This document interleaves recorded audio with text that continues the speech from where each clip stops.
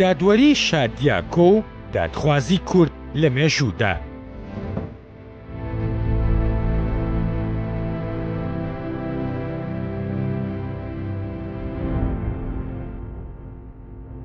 دادپەروەریەکەی شادیاکۆ پێش 2700 ساڵ و نەغرۆبوونی دەسەڵاتدارانی ئەمڕۆی کورد لەناو نادادپەروەریدا. ڕێبەری دادپەروەر لای دیاکۆ کێیە؟ هیرۆدۆت چی لە مەڕدادپەروەری شادیاکۆی میدی کوردانەوە دەڵێت؟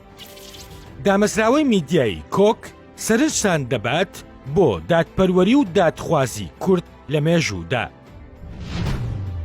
شادیاکۆ کێیە؟ لە نووسینێکدا سۆران حەمەڕەش شارەزای مێژووی کورد دەڵێت دیاکۆ یەکێکە لە پاشا دێرینەکانی کوردستان و ئەو بە دامەزرێنەری دەوڵەتی مات دادەنرێت. ناوەکەی لە ناو باو باپیرانی کورددا ناوێکی گرنگ بووە. نزیکی 600 ساڵ پێش دیاکۆ لە ناو هوریەکانی کەرکووکدا ناوەکە بۆ یەکەم جار لە مێژوودا تۆمار کراوە. هەروەها پادشایەکی ماناییەکان کە بە نزیکی هاوسەردەمی دیاکۆی مات بووە ئەویش ناوی دیاکۆ بووە و بە شێوەی دایاکو تۆمار کراوە. هەندێک پێیان وایە دیاکۆی ماناییەکان هەر دیاکۆی مادەکانە، بەڵام لەگەڵ بەیەکبوونی ماد و ماناییەکاندا دواتر لە جێڕانەوەکاندا کراوە بە دامەزرێنەری دەوڵەتی ماد. ناوی دیاکۆ بە پێی ناوە مادیەکانی تر لە دوو بەش پێکاتووە: دیا کۆ کو. لەبەرەوەی ناوی میتراکو میترا کو زیاتر لە 2700 ساڵ لەمەوبەر ناوی دەسەڵاتدارێکی مادی بووە. ناوەکە لە سەردەمی ئیسلامدا بووە بە مێهرچی، مێهر میترا چی.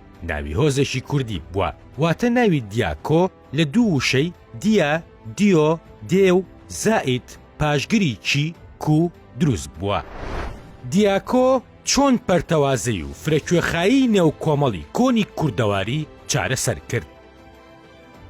ئەم نووسەرە کووردە دەڵێت لە سەردەمی دیاکۆدا مادەکان لە هەلومەرجێکی باشدا نەبوون و فرەکوێخایی باڵی بەسەر ناوچەکەیاندا کێشا بوو. ئەم هەلومەرجە یۆنانیەکان تۆماریان کردووە، بەڵام پێشتریش لە سەرچاوە ئاشووریەکانیشدا دەرکی پێدەکرێت. هەر دەسەڵاتدارێکی مادی کۆچی دوایی کردووە، کوڕەکانی هەیەکە و بەشێک لە دەسەڵاتەکەیان دواتر بەش کردووە. ئەمە وای کردووە دەسەڵاتی گشتی مادەکان لاواز و پەرتەوازە و فرەکوێخایانە بێت. دیاکۆ دەرکی بەمە کردووە و ئەمەی پێ باش نەبووە. ئەو ویستوێتی پادشایەتی و دەسەڵاتی گەورە لەناو مادەکاندا دروست بکات. بۆ ئەوەی ئەوە بکات زانیوێتی بە کوشتن و بڕین و خۆسەپاندن ناتوانێت ئەو ڕەوایەتی دانە پتەوە وەربگرێت. ئەو کەسێکی زانا بووە و کۆمەڵگەکەی خۆی ناسیوە. ڕێگایەکی تری هەڵبژاردووە، ڕێگای دادوەری. هیرۆدۆت چۆن باسی دادپەروەری پاشا دیاکۆی کردووە؟ هیرۆدۆت زیاتر لە 2400 ساڵ لەمەوبەر دوای ئەوەی کە باسی هەلومەرجی نالەباری مادەکان دەکات دەڵێت گۆڕانکاریەکە لەلایەن کەسێکی مادەوە هاتە ئاراوە کە ناوی دیاکۆی کوڕی فرەوەرد بوو. ئەو پیاوێکی زیرەک بوو، ئارەزوی دەوڵەتێکی سەربەخۆی کەوتبووە مێشکەوە.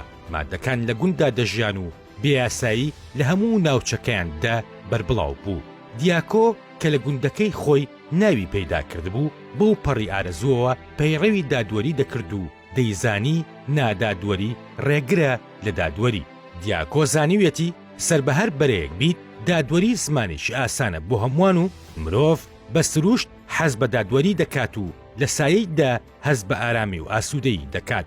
سابۆیە بەهۆی دادوەریەوە خەڵکی لە خۆی کۆ کردەوە و کاتێک کە زانی لە ناو نەتەوەکەیدا دەرک بە گرنگی دادوەری دەکرێت و ڕێزی لە دەگیرێت، ئیتر داوای هەڵبژاردنی پادشای کرد کە پادشا هەڵبژێردرا بە کۆی دەنگ ئەو کرا بە پاشای گەورەی مادەکان. ئەمە وای کرد کۆمەڵگەی مادی هێزی بۆ بگەڕێتەوە.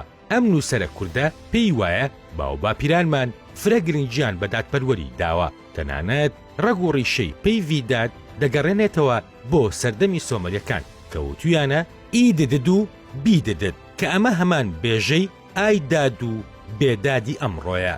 هەر ئەو دادەی خەڵکی باشووری کوردستان لە هیچ پارتێکی سیاسیدا نابینێتەوە و داد و بێدادیەتی لە دەست بازرگانە سیاسی و ئۆپۆزیسیۆنە ساختە پۆپۆلیستەکانی.